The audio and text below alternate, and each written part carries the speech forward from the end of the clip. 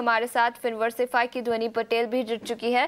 ध्वनि, शुक्रिया समय निकालकर ईटी नाउ स्वदेश पर जुड़ने के लिए। लेकिन आप सबसे पहले अपने मॉर्निंग कॉल्स बता दीजिए, कहां पर खरीदारी के मौके आप इन लेवल्स पर देख रही हैं? गुड मॉर्निंग आशीषा, और बाकी सबको भी मेरी तरफ से वेरी गुड मॉर्निंग। यहाँ पे खरीदारी के लिहाज से मुझे दो काउंटर्स जो है वो पसंद आ रहे हैं।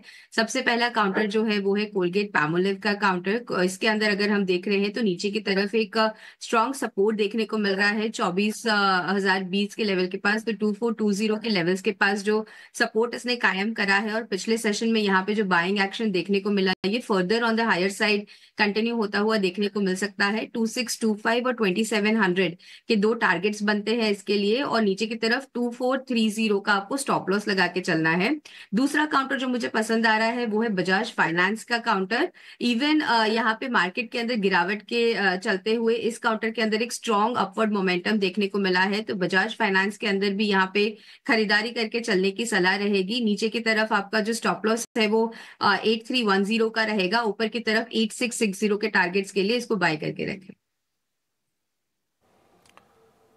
ठीक है, 8660 के टारगेट के लिए आपको बजाज फाइनेंस को खरीदना है। 8310 रुपये का स्टॉप लॉस लगाना है। और कोलगेट पामोलिव हमने अच्छी तेज़ी देखी है पिछले 2-3 सत्र में। कोलगेट में बढ़िया बाइंग हो रही है और 2430 रुपये के स्टॉप लॉस के साथ आप इसको खरीदें 2625 और 2700 रुपये के टारगेट के लिए। तो एक कंजम्पशन वाली कंपनी और एक कंज्यूमर फाइनेंस वाली कंपनी। वैसे भी एनबीएफसीज के लिए आज का दिन ठीक ठाक रहने वाला है, क्योंकि आरबीआई की जो रिस्क वेट को लेकर जो फैसला आया है उसके चलते थोड़ा सा उत्साह बनने की उम्मीद है। स्पेशली जो छोटे बैंक्स हैं, आरबीएल, बंधन, आईडीएफसी फर्स्ट और बाकी एनबीएफसी कंपनीज के लिए ये कदम ज़्यादा पॉजिटिव दिख रहा है। Kiran ji, good morning. आप बताइए, आपकी नज़र बाजार में कहाँ पर है और आप क्या खरीदने की सलाह दे रहे हैं? Very good morning everyone. So overall अगर हम बात करें तो स्टॉक स्पेसिफिक कहीं ना कहीं हमें लग रहा है कि काफी सारे स्टॉक्स है जो अपनी प्रीवियस ब्रेकआउट के आसपास खड़े रह रहे हैं।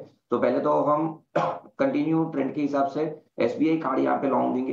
एसबीआई कार्ड का अगर हम चार्ट पैटर्न देखें तो एक बड़ा सा राउंडिंग बॉटम पैटर्न, और इंटरडे पॉइंट ऑफ व्यू भी आप देखोगे तो cup and handle pattern breakout हमें देखने को मिला है। कहीं ना कहीं 820 840 का एक क्लस्टर रेजिस्टेंस था, उसको क्रॉस किया है। हमने देखा कि लास्ट सत्र में उसके आसपास ही एक रिवर्सल कैंडलस्टिक पैटर्न भी बनी है। तो एसबीआई का डीपीजी ने भी काफी टाइम रीरेट किया है, तो उसी स्टॉक्स के साथ हम जाएंगे। 840 के आसपास की क्लोजिंग है, 880 तक के टारगेट हम एक्सपेक्ट कर सकते हैं, and 825 as a stop loss हमें मेंटेन करना रहेगा।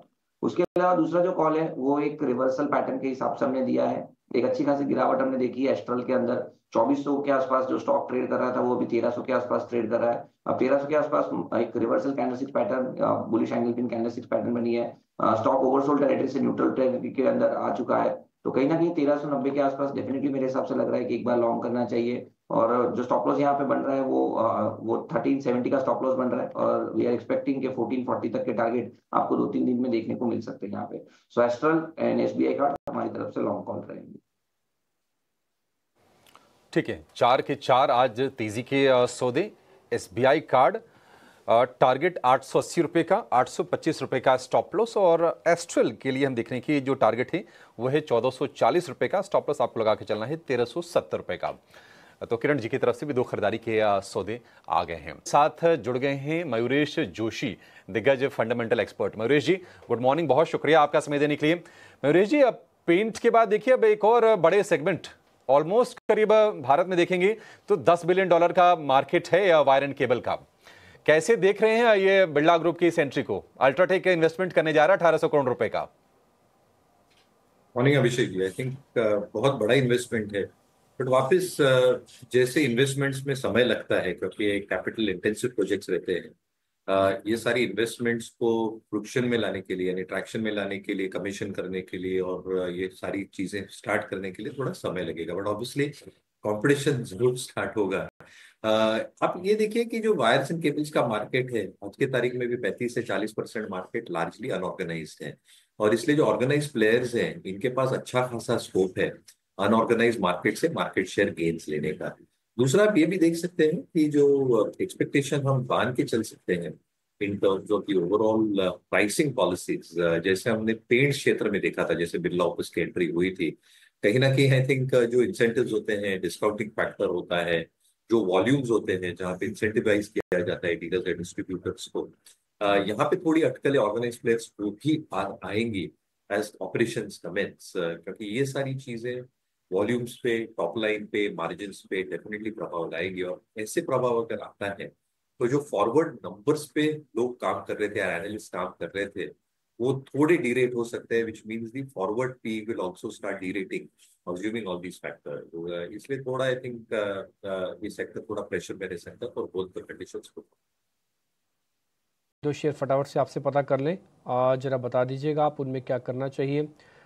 कल की क्लोजिंग के हिसाब से जो शेयर्स और बढ़िया चल सकते हैं, एक बार मैं सूची जरा आपके सामने रख रहा हूँ, आप जरा देख के बताइए। सर अशोक लीलैंड चलेगा आज क्या, और आज एक्सपायरी भी है अशोक लीलैंड।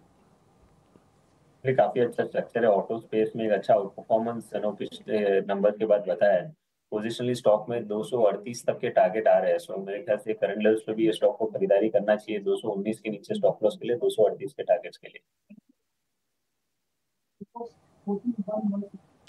ठीक है, एक शेयर सर और भी है, जरा उस पर भी आप देखिएगा, नज़र डालिए। थोड़ा वीक काउंटर है इसलिए पूछ रहा हूँ। VBL वरुण बेवरेजेस काफ़ी बुरी तरह से टूटा था, ये रुकेगा या फिर अभी और पिटाई होनी है सर? समय के कंसोलिडेशन के बाद में हमने रिसेंटली एक लो टॉप लो बॉटम का स्ट्रक्चर इस स्टॉक में बनते हुए देखा है। आई थिंक शॉर्ट टर्म में तो अभी लग रहा है कि और थोड़ी करेक्शन एक्सटेंड हो सकती है, 450 के आसपास स्टॉक में सपोर्ट है। ट्रेड सेटअप्स के लिहाज से रिस्क रिवॉर्ड रेशियो इतना फेवरेबल फिलहाल नहीं है, सो इसे फ्रेश बाइंग के लिए तो अवॉइड करने की सलाह रहेगी। आई थिंक नीचे 450 के आसपास अगर आता है 450 440 तो वहां पे एक बार रिव्यू कर सकते हैं। SRF पे रिपोर्ट है 2060 के टारगेट्स को मेंटेन कर रही है, जेफरीज की रिपोर्ट, और उन्होंने कहा है कि हमारी जो अंडर परफॉर्मेंस की रेटिंग है वो जस्ट की तरह रहेगी। एक टेक्निकल चेक धोनी पटेल से लेते हैं। धोनी पटेल, ये 2700 का शेयर है, 2060 तक का टारगेट है, क्या बोलेंगे आप? जी बिल्कुल Dimpy ji, first of all very good morning. और यहाँ पे SRF के काउंटर की जब हम यहाँ पे बात कर रहे हैं तो काउंटर के अंदर शॉर्ट टर्म बेसिस पे एक बेस फॉर्मेशन देखने को मिल रही है 2710 की लेवल्स के पास, और वहां से हम इसके अंदर एक बाउंस देख रहे हैं। हालांकि ब्रेकआउट जो है वो इंट्राडे स्ट्रक्चर पे आपको देखने को मिलेगा, जैसे ही हम 2790 का लेवल 2800 का लेवल जो है उसको ऊपर की तरफ क्रॉस करते हैं तब तो 2790 से 2800 का जो लेवल है वो एक रेजिस्टेंस की तरह काम करता हुआ देखने को मिल सकता है। ये लेवल्स ब्रेक करने पे आपको इसके अंदर तेजी जो है वो देखने को मिलेगी, जो 2900 के लेवल्स तक काउंटर को ऊपर की तरफ लेके जाएगी। तो हाल फिलहाल में अभी वेट एंड वॉच करें, अगर ये काउंटर जो है वो 2800 के भाव ऊपर की तरफ क्रॉस करता है तो खरीदारी करके चल सकते हैं। नीचे की तरफ स्टॉप लॉस जो आपको इसके अंदर लगा के रखना रहेगा तो 2740 का काउंटर रहेगा।